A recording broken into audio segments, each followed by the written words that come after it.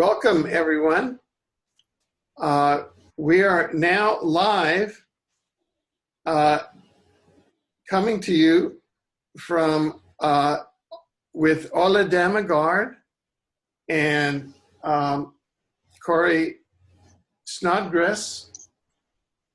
Welcome, everyone. Oh, and I'm going to. We are now. I've got to just cut off that because otherwise we get the second feed. This is a very unusual story, and I feel so honored that to be in the presence of Cody Snodgres, because I can imagine his journey, and to have Ole Damagard bring it, because I remember April 19th, 1995, I was down in Brownsville, Texas.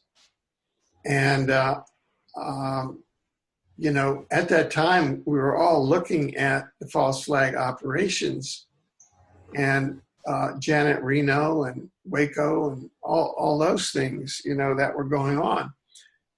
And here we have a webinar that's entitled, I was offered $1 million by Black Ops. And please correct me, because I don't have all the story, to bomb the Alfred P. Murrah, that's a U.S. federal building in Oklahoma City, which actually occurred on April 19, 1995.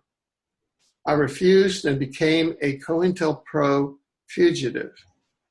This is a first-person whistleblower comes out publicly. We have the great honor to have Cody Snodgres here, who essentially has been a fugitive from his own government until quite recently. Today is December 7th, the day that will live in infamy. Another false flag operation, that was Pearl Harbor, where Franklin Delano Roosevelt, a 33rd degree Mason, they had Pearl Harbor all arranged in order to bring the U.S. into World War II, which was another banker operation. So here we have, the Freemasons that have been getting us into a world of war, disease, crime, and poverty. Well, you'll have to excuse me, but all that we do is false flags, and here we are. And, we go back to World War II, and it was started by Pearl Harbor, which was a false flag, and today's December 7th. And I didn't plan it that way. That was the first opening that I had when you contacted me. I mean, really, I did not plan it this way. So without any further ado, I'm going to turn it over to my colleague, distinguished colleague, award-winning Ole Damagard, and to first-person whistleblower Cody Snodgres. Gentlemen, over to you. Okay, maybe I can begin. About a year ago, I believe it was, I was contacted by Cody, and at that point, I had never heard of him, as so many of the rest of us, totally unknown name. But we started a communication where he started telling me about the Black Ops over some 20 years, where one of them was this Oklahoma City bombing, or the offer to do it. And also Cody was in a process of preparing to have the major courage to step forward and expose this information. And so what I did was I didn't know who he was. Just like you, Alfred, in this arena, like I'm contacted by many people and I don't know who they are. And when people approach me from the CIA, the saying, once CIA, never, always CIA, you never know. And it was the same with Cody here, but I felt there was a sincerity and there was an honesty. And so I did what I could to support him morally to take a step forward. And before he wanted to do that, there were different steps of, I'm not really sure how, but to sort of protect himself and get the information. He's gathered a lot of information over these years as a Black Op. spread all over the world, and so that it was safe should anything happen with him. And then about a week or 10 days ago, we said, okay, let's go. And we were planning to make one interview and just take this major leap forward. And my idea was then to get Cody on as many programs as possible, to get the information out there as fast as possible, to get the pressure off his shoulder, because as soon as this information is spread out there, he would be a targeted individual big time. So the very first interview we were going to do, Cody's computer was totally smashed with a virus that was just like almost, the laptop was almost smoking, just ready to be thrown out the window. And since then, we've done it via phone line, just like tonight. And so one of the programs I thought of right away was your program, Alfred, because you made this wonderful platform for real truths to come out there. So I really thank you for offering this. And also, I want to invite Cody in here and say once again, it's a great pleasure and honor to be here with you, because I know that you have been in very dark areas. You have been in very horrific circumstances, done things that I'm sure you're not very proud of. But now you're turning your life around and serving the light instead. And also helping us with a lot of details that will help fill in this massive jigsaw that will add to the understanding of what is actually going on. And then as a result of it all will be part of liberating us. So I'm very, very happy that you're taking the time to be with us tonight. Well, thank you, Ole. Before we start, we always do a standard disclaimer. I want to quote the 1982 Intelligence Identities Protection Act, the IIPA, U.S. Code Title 50, Sections 421 and 426, which states that the disclosure of a U.S. government operative's identity is illegal only if it is done intentionally and with knowledge that the government is still actively maintaining a cover for such operative. So we don't want to mention any names, get anybody in trouble. We want to do everything legally. A lot of the people I'm going to talk about, like Timothy McVeigh, are dead now.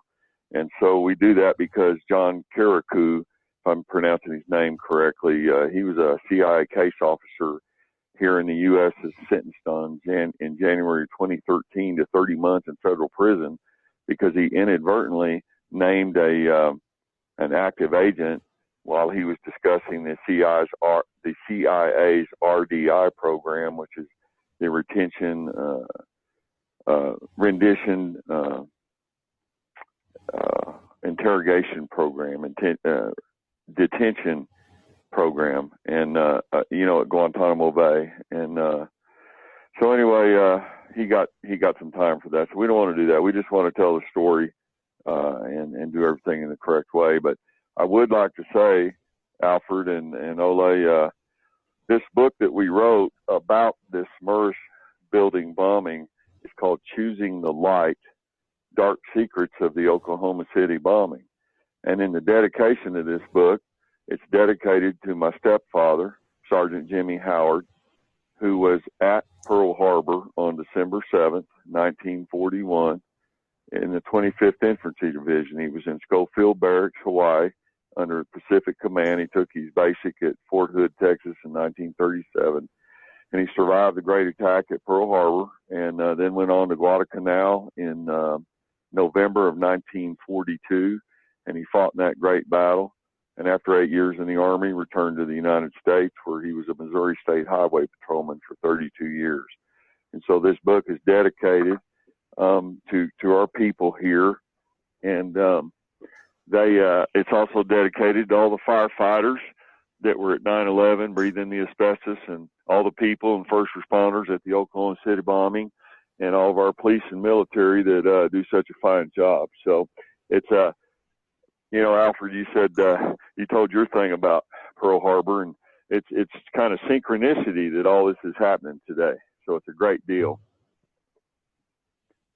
Yeah, it really is a historical day.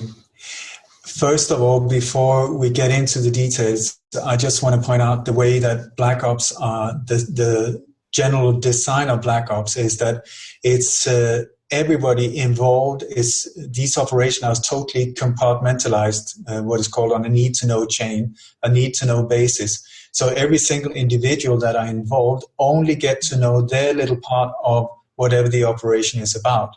And that asking questions about what these operations are about is a very secure way of dying. If you're too nosy, it is a very risky one. So there's been criticism about, I've received some criticism, Cody, that you don't know the whole picture of some of these operations, but where I've explained that that is the way the whole thing is set up. It's not easy maybe for a civilian to understand, but that is the way of Black Ops. So would you mind, I know that you were recruited when you were at the university. Could you give us a little background about yourself?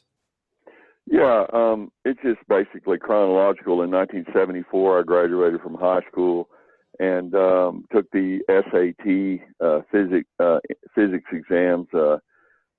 Going into college, I scored in the top 1% of the United States.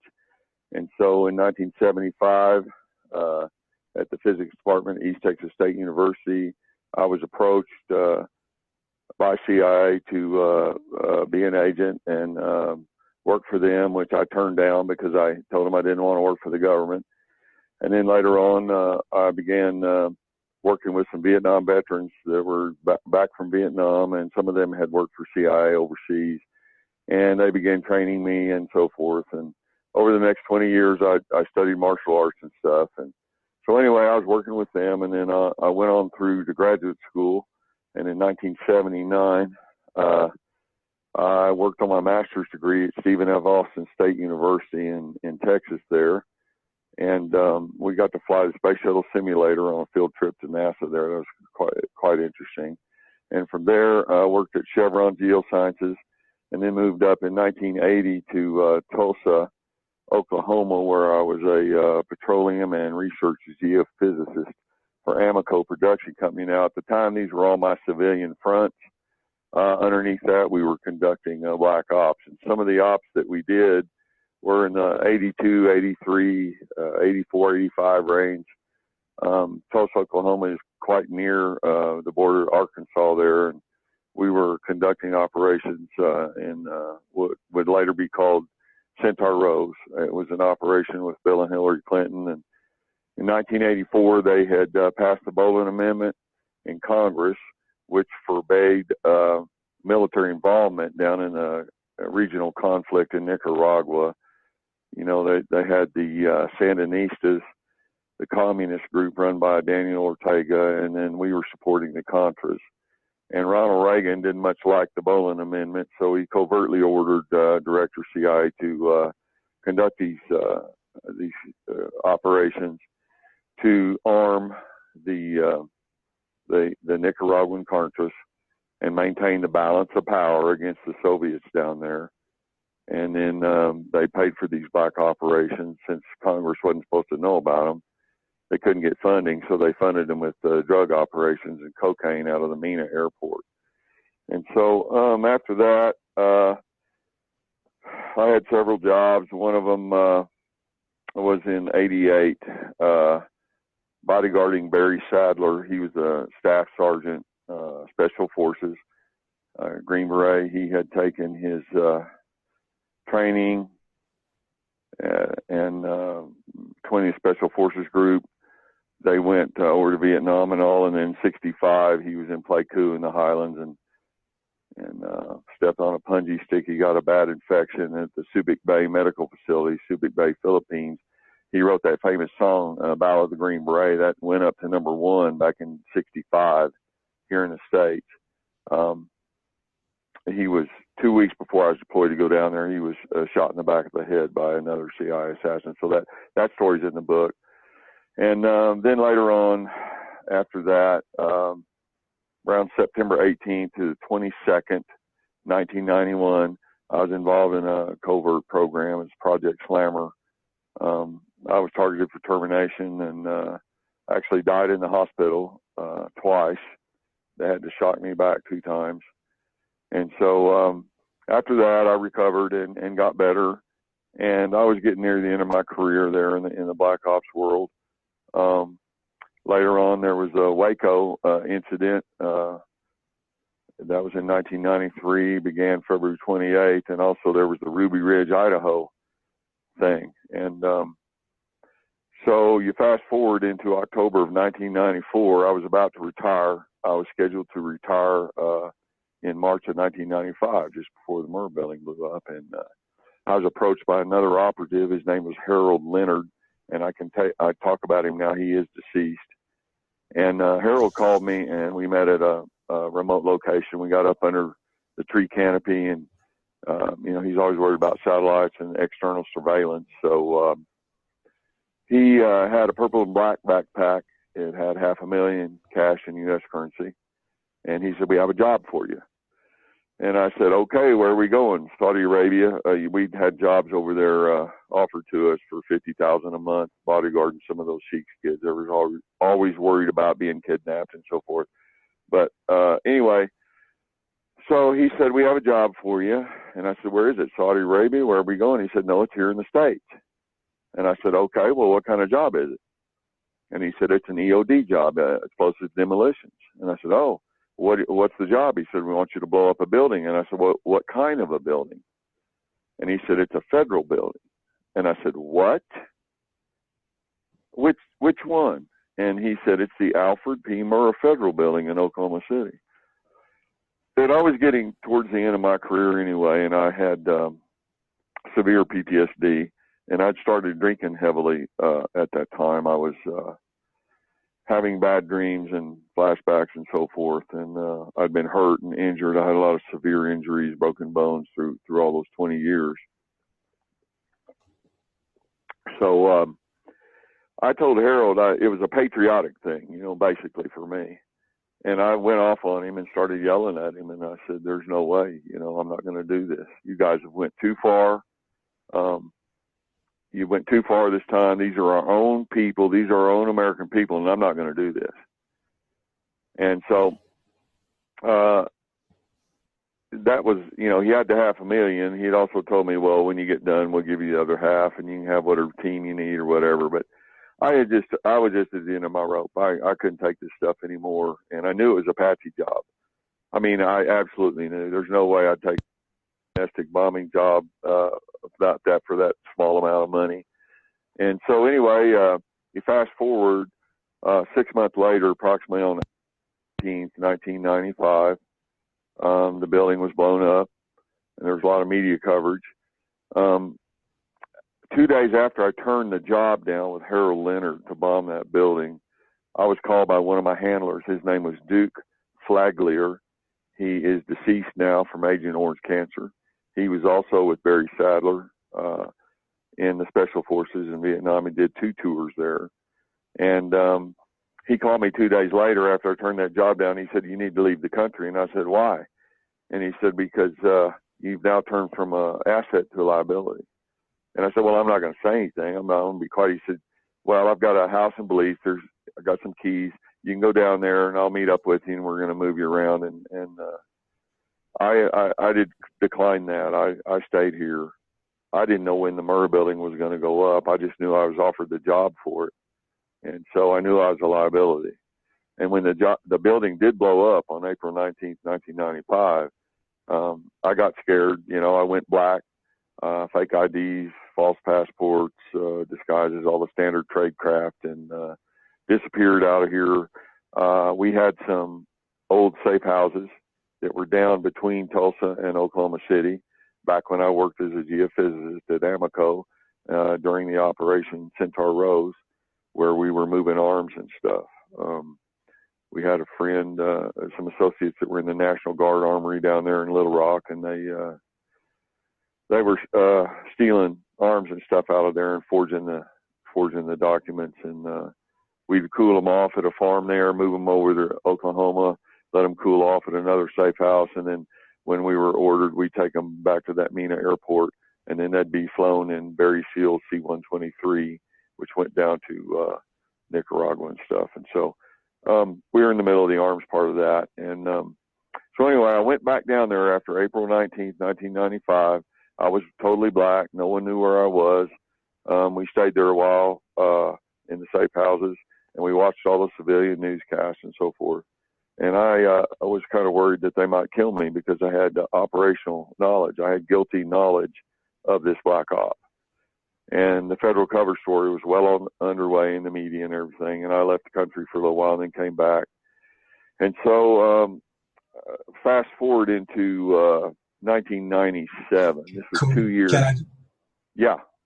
Cody, can I just ask you, do you think that your drinking and that you were in such a bad state with and so on, do you think that was one of the reasons that they picked you, because you were becoming sort of like a risk element for them, and that was why they approached you as a patsy?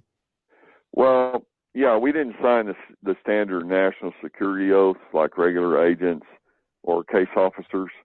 I didn't have a VA loan on my house or VA medical or any of that. I was a independent contractor. That's why they hired me for a building like that. That couldn't be done out of Langley. All the regular agents, no one wanted to touch the thing in case there was blowback and the political consequences and criminal consequences. So I was the perfect guy. I was ending, my career. I had already been targeted for termination in Project Slammer. I had some op team buddies. One of them was the son of a CIA agent in Bangkok, Thailand, and he'd been killed, as long as some other agents in these operations. And they blamed me inadvertently for the death. And so I was targeted in that 1991 Project Slammer thing, and I survived it. And I was at the end of my career, and I'd been drinking and PTSD, and it was a perfect way to kill two birds with one stone. They could make me a patsy like Timothy McVeigh, and then also shut me up, because the only way they can control independent assets is either by killing you or force or planting you with evidence and throwing you in prison. They have no way through a national security oath to threaten you to shut up. So we're going to get to that here in a minute. But yeah, I was the perfect guy for this.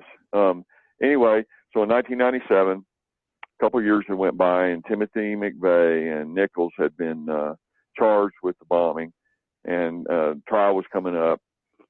And so in 1997, I was here in Colorado Springs. I had been the biggest machine gun dealer here in the state. I had a shop, Scientific Systems, on Janitel Road in Colorado Springs.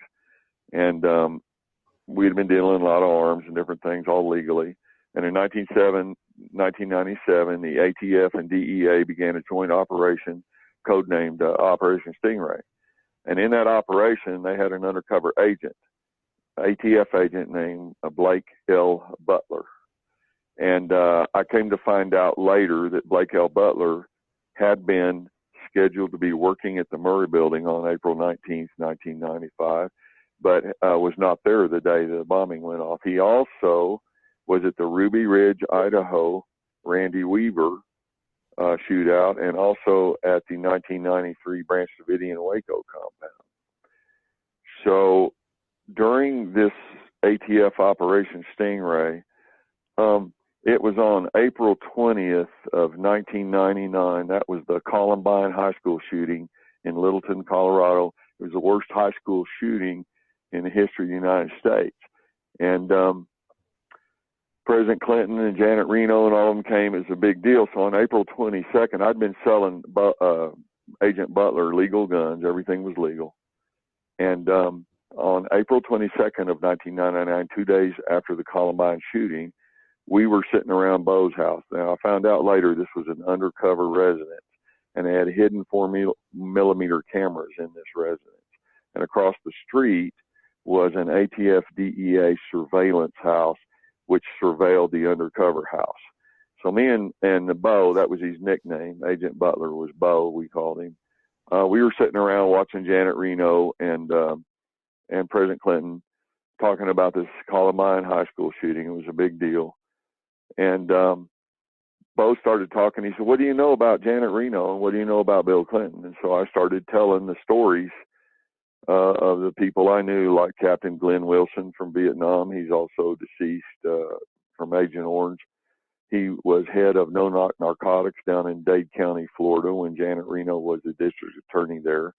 And he told me that he had coffee with her after they'd make the drug bust, and he eyewitnessed Janet Reno taking cocaine and heroin out of the drugs for her lesbian friends, and also that on certain cases where there were politically connected people in the Dade County area, Janet Reno would destroy the evidence and make sure the case went away. So she was already doctoring things before, President Clinton brought her up to be United States Attorney General. So anyway, back to Operation Stingray. On April 22nd, 1999, we were talking, and I told Bo that I'd been in Black Ops and Arkansas and all the stuff about Bill and Hillary Clinton, sex rings, arms dealing, money laundering, so we can talk more about that later.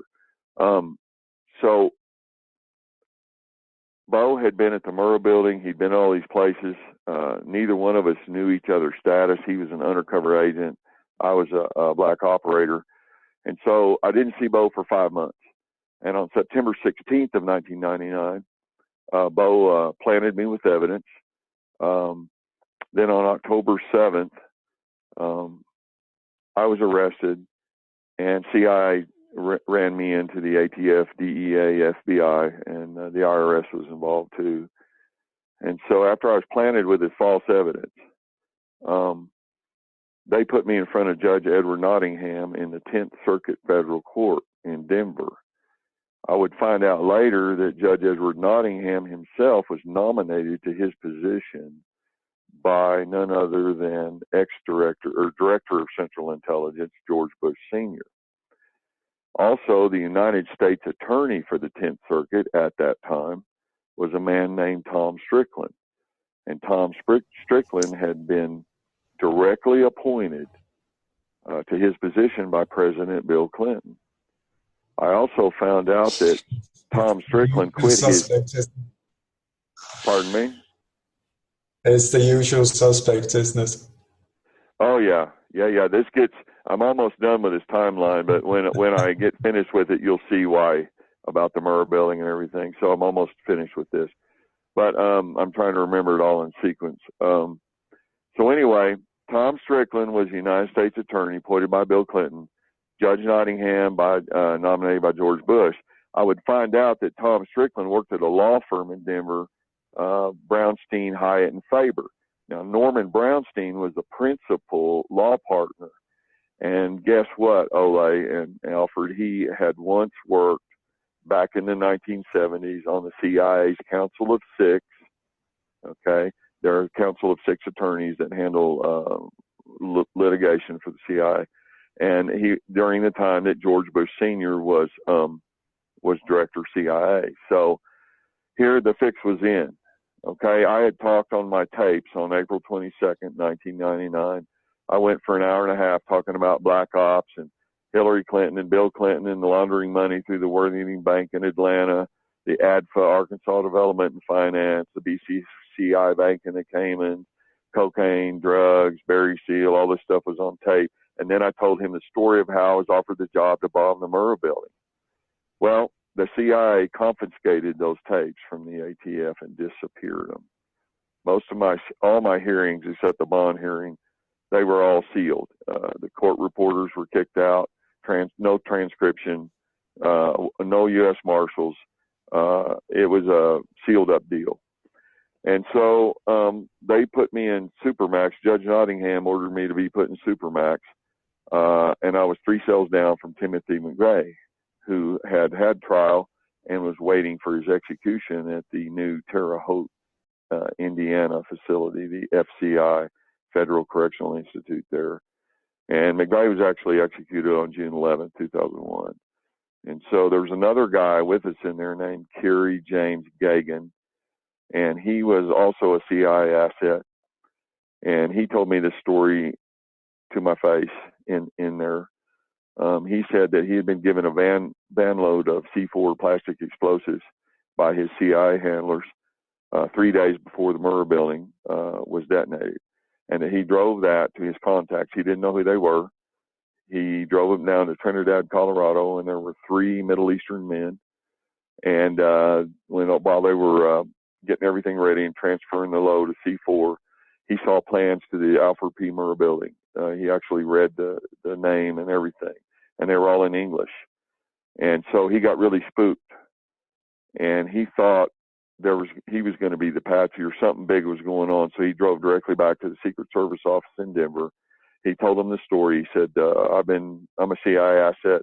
I just dropped a van load of explosives to these Middle Eastern guys. Something funny's going on. I don't know what's going on. I'm scared. Well, the CIA got wind of it. They planted Kerry's house with explosives and then threw him in with us. So what they had in there in the Supermax facility there, it was a SHU. They call it the Special Housing Unit at the FCI Inglewood. They had Kerry James Gagan, who had moved C4 plastic explosives, and they planted him with evidence to shut him up. And then they had me, who had been offered the job to bomb the Murrah building and turned it down. They planted me with evidence and had me in there. And then they had Timothy McVeigh waiting for execution. And Terry Nichols had already been sentenced, and he's doing life without parole down here at the Supermax Florence facility. So anyway, we were all three in there, and Kerry James Gagan, he disappeared out of there. Judge Nottingham ordered him to go to the Federal Correctional Institute in Springfield, Missouri. And no one saw him after that. They probably ran him up with drugs and scrambled his mind. But then McVeigh was executed on June the 11th, 2001. And so I had been arrested on October 7th of 99, and I was still in there, and I finally got a bond for a little while. I'd been in there 18 months, got a little bond, and then I vowed to fight this case. And so the ATF, as part of planting evidence on me, they had cut the tapes and doctored them and altered them. So as part of my defense, I hired William Valentine. He is a digital tapes forensics expert. He had previously worked for the CIA. And his capacity there was bugging and debugging the White House, the Oval Office. He told me he had coffee with three sitting presidents, Bush, Clinton, and Reagan. And so he came up with 100% legal proof to a legal standard that the ATF had doctored and tampered with the tapes. That's a felony. That they had committed perjury to the grand jury, that they had obstructed justice and also been in a conspiracy to obstruct justice. And he told me when he finished the digital tape forensics, we had a meeting, and he said, do you understand what you've got here? He said, you're going to take down the entire ATF office. I had the CIA on one side trying to shut me up about the Murrah building. Then I have the ATF on the other side trying to shut me up about all their crimes and tape tampering. And he said, this guy was given the nation's top cop award, this Blake Butler. He was awarded that award by Janet Reno and Vice President Al Gore in D.C., and we have all the documentation of this in the book. We got pictures of him getting his award and all this stuff. This book is highly documented. It's almost 700 pages, one-sided, but I have a lot of proof, documents. We got 20,000 pages of discovery evidence, pictures, counter surveillance pictures, VCR tapes, all kinds of stuff. Well, anyway, here we are. I'm trying to get this stuff into court about corruption, and Val's telling me this Blake Butler guy, he's the nation's top cop. He was at Waco, Texas, at the Branch Davidia, Ruby Ridge, Oklahoma City. There's people being murdered everywhere this guy goes. And he says, they're going to kill you. There's no way they're going to let this into court. Well, 4 years had went by, and Judge Nottingham finally said, look, we've got to give this guy a motions hearing. It's been 4 years. I never even had a motions hearing. So he scheduled a motions hearing on July the 24th of 2003. So on July the 7th, 2003, just a couple of weeks before this big hearing where we were going to get all this evidence out and we were going to prove that all this corruption